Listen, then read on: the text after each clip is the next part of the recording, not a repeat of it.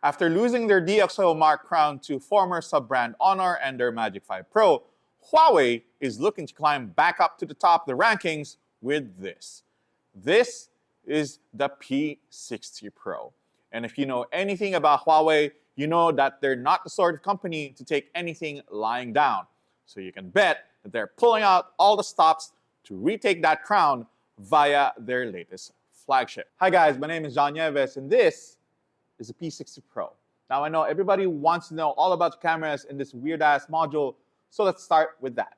Okay, so the P60 Pro uses a 48 megapixel main camera with an RYYB sensor plus OIS, along with a variable aperture lens, similar to the one in the Mate 50 Pro, which allows the phone to switch from an f1.4 to an f4.0 aperture on the fly. The wider aperture also allows the phone to take in more light, vital when you're shooting in low light situations. The P60 Pro also gets a 48 megapixel telephoto module with OIS and a 90mm equivalent lens, capable of shooting up to 3.5 times optical zoom and 100 times digital zoom. The zoom camera also gets industry-leading f2.1 aperture, which is a game changer, as zoom lens usually don't let in a lot of light. With a wider opening, the zoom camera should be able to shoot even in challenging low-light conditions without too much trouble. The ultra-wide camera has an f2.2 aperture and a 13 megapixel sensor.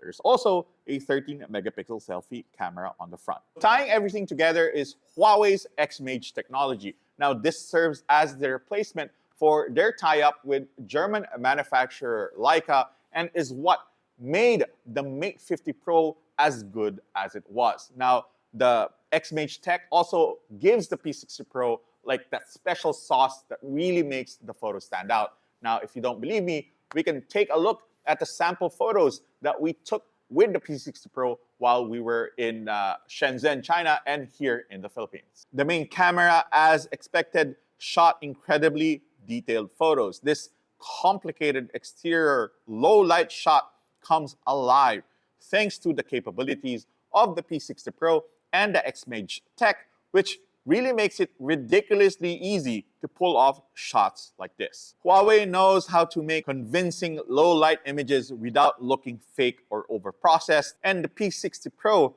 continues on that tradition. Now, while it's debatable that you'd ever need that 100 times digital zoom, hint, you don't, the 3.5 times optical zoom doubles as a macro camera that allows you to pull off great shots like this. The optical zoom also works incredibly well in portrait mode, where it is assisted by Huawei's AI technology to pull off shots like this. So this is just a small sample of the photos that we took with the phone while we were in China. Huawei actually issued a software update for the phone while we were there. We expect the images or the image quality of the phone to increase, to get even better while we're using it during our review. So watch out for our full review to see just how well the cameras and the photos turn out with that software update. Huawei always tries to do something unique with each flagship release as far as design goes. They use vegan leather with the Mate 50 Pro, and for the P60 Pro, the company adopted a unique pearl texture design that makes the phone shine like a pearl, with a Rococo pearl version. Now, if that's too ostentatious for you, Huawei also offers the phone in several other more traditional color variants. Like its previous flagships, the P60 Pro is IP68 rated, so you can take it swimming with you if you wanted to.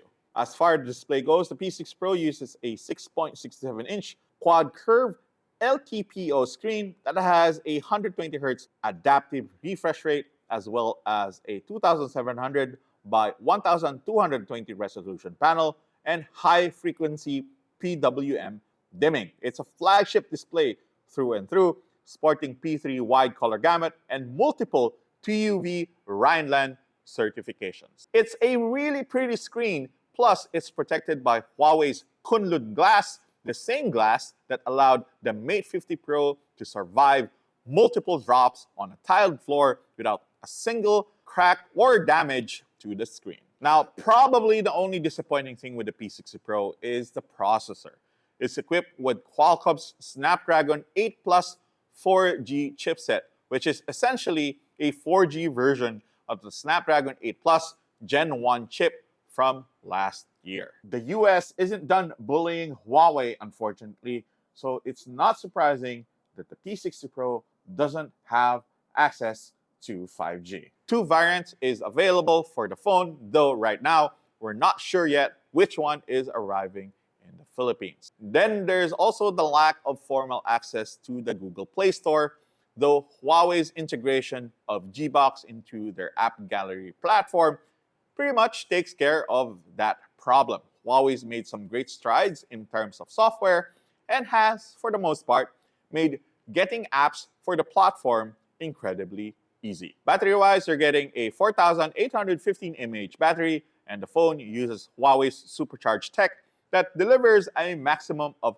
88 watts fast charging when you're in a hurry, and has a wireless charging speed of 50 watts as well. So in China, the P60 Pro retails for around 7,000 RMB or 7,000 yuan, which is around 54,500 Philippine pesos when directly converted. Then again, this is a direct conversion. This is not official pricing from Huawei. We will have to actually wait until the company announces and launches the phone in the country by this month or by next month. So does the P60 Pro have what it takes to retake the camera crown from not Honor, Oppo and their Find X6? Which is funny, when we actually wrote the script for this, Honor was still number one. It's apparently now Oppo.